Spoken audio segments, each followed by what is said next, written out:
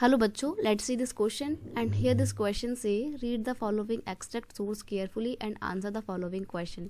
आपको यहाँ पर ये जो सोर्स दिया हुआ है इसको ध्यान से रीड कीजिए और इसके बेस पे आपको दो क्वेश्चन दिए हुए हैं जिनको आपको सॉल्व करना है।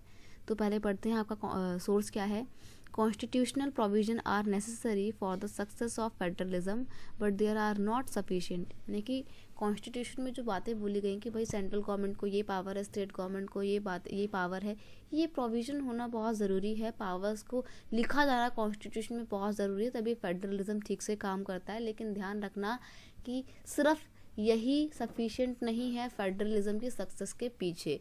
If the federal experiment has succeeded in India it is not merely because of that clarity laid in the constitutional provision. The real success of federalism in India can be attributed to the nature of democratic politics in our country. देखो, India में federalism ठीक से काम कर रहा है तो उसके पीछे कारण सिर्फ ये नहीं कि डेमोक्रेसी की इंडिया में जो कॉन्स्टिट्यूशन है उसमें फेडरल गवर्नमेंट की सारी पावर को ठीक से डिस्ट्रीब्यूट किया गया है और उनको क्लियरिटी के साथ कॉन्स्टिट्यूशन में नोट किया गया है कॉन्स्टिट्यूशनल प्रोविजन के तहत, बल्कि इसके पीछे जो सक्सेस का कारण है वो क्या है, इंडिया की डेमोक्रेटिक पॉलिटिक्स इसके पीछे का बहुत इम्पॉर्टेंट कॉज है इस सक्सेसफुल फेडरलिज्म के पीछे। ये आपको सोर्स दिया हुआ है, सिंपल सी बात है, फेडरलिज्म के बारे में बताया जा रहा है। अब देखते हैं आपको क्वेश्चन में क्या बात बोली गई है। क्वेश्चन में पूछा है, state any two provision in the constitution of India which have contributed to make India a successful federal country। India एक सक्सेसफुल फेडरल कंट्री है। कौन से दो प्रोविजन है जो इंडिया को एक सक्सेसफुल फेडरल कंट्री बनाते हैं? तो देखिए, इस पहले क्वेश्चन का आंसर ये रहा, इंडिपेंडेंट जुडिशरी। इंडिया आज भी एक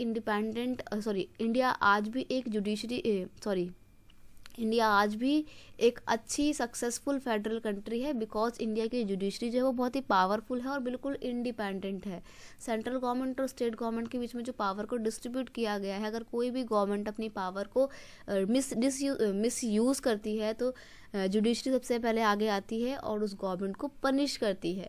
इसलिए ठीक से सरकारें अपना काम कर रही हैं अपने अपने बाउंड्रीज के अंदर रहते हुए, क्योंकि उन्हें जुडिशरी का डर है और जुडिशरी किसी के बहकावे में आकर काम नहीं करती है, बिल्कुल इंडिपेंडेंट है, गलत को गलत और सही को सही बताती है। ठीक है, इसलिए इंडिया में फेडरलिज्म ठीक से काम कर रहा है। नेक्स्ट है 3/4 distribution of legislative power between the union government and state government. सही बात है। देखो, इंडिया में ना क्या है, इंडिया की जो गवर्नमेंट है उसके 3 पार्ट हैं। एक तो लेजिस्लेटिव, एक है जुडिशरी और एक है आपका एग्जीक्यूटिव। इनके बीच में पावर का जो डिस्ट्रीब्यूशन है वो कैसा किया गया है, बहुत ही क्रिस्टल क्लियर वे में किया गया है।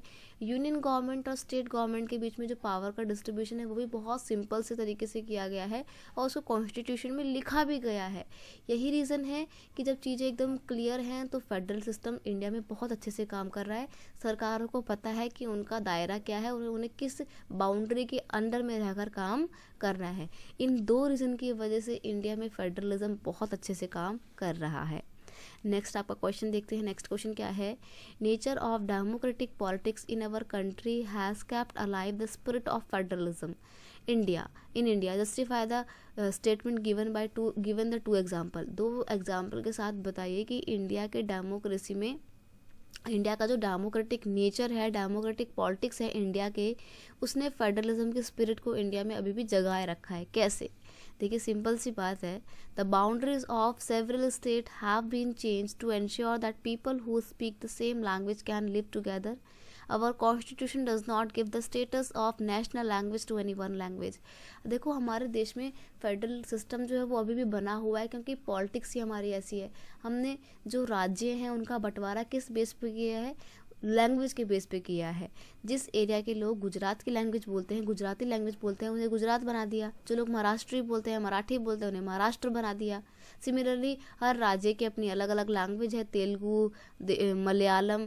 तो राज्यों का जो बंटवारा है वो उनकी बोली के आधार पे किया गया है। ठीक है, इसलिए फेडरल स्टेट बना हुआ है इंडिया आज भी।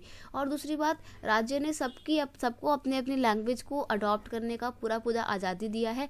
सबके ऊपर कोई एक ही लैंग्वेज नहीं थोप दी है। ऐसा नहीं है कि इंडिया के ऊपर लैंग्वेज थोप दे कि भाई सब लोग हिंदी बोलेंगे। साउथ के लोग हिंदी नहीं बोलते, उन लोगों का कोई भी काम हिंदी में नहीं होता है, वो लोग अपनी लोकल लैंग्वेज में काम करते हैं, ठीक है। क्यों करते हैं? क्योंकि गवर्नमेंट ने, हमारे कॉन्स्टिट्यूशन ने किसी भी एक ऐसी लैंग्वेज को नेशनल लैंग्वेज का दर्जा नहीं दिया है जिसको लोग एक्सेप्ट ना करते हों। इसलिए सबको प्रॉपर आज़ादी दी गई है, सब अपने एरिया में अपने अकॉर्डिंग काम करने को बिल्कुल इंडिपेंडेंट है, बिल्कुल स्वतंत्र है। यही रीज़न है कि हमारे इंडिया के इस डेमोक्रेटिक पॉलिटिक्स ने इंडिया में फेडरलिज्म के स्पिरिट को आज भी जिंदा रखा हुआ है। I hope you understand it well. Best of luck.